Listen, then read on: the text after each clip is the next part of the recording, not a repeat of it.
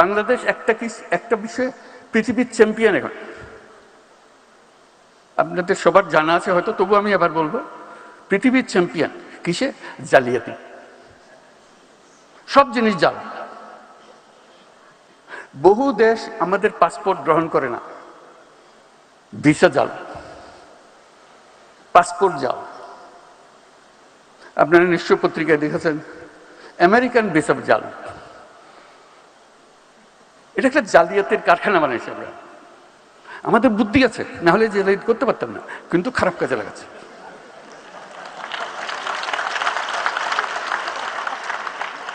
যে জালিয়াতি করতে জানে তার কাছে অনেক ক্রিয়েটিভিটি।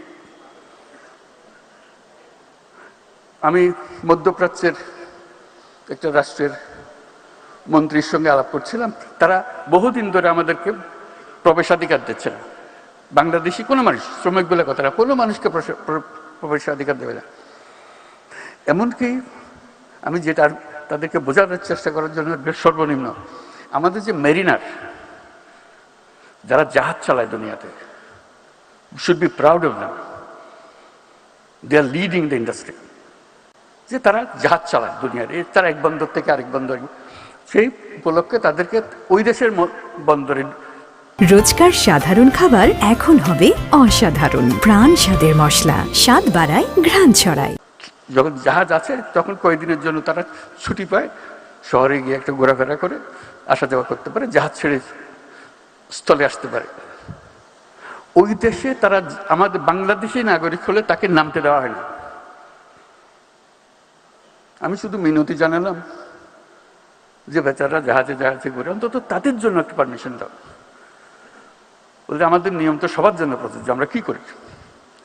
তুমি আমার আবেদনটা গ্রহণ করো, শুধু তাদের জন্য দাও, আর যদি মনে করো সবার জন্য পর উন্মুক্ত করবো। তো কয়েক মাস পরে শুনলাম যে তারা মেরিনারদের পারমিশন দিয়েছে। একটা দুটা দেশ না, লম্বা লিস্টি যাদের দেশে আমাদের প্রবেশাধিকার নাই।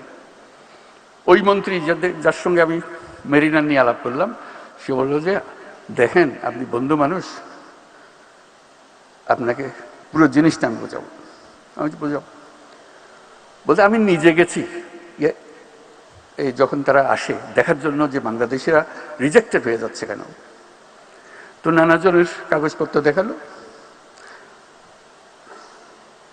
শিক্ষার সার্টিফিকেট ভুল, জালিয়াত।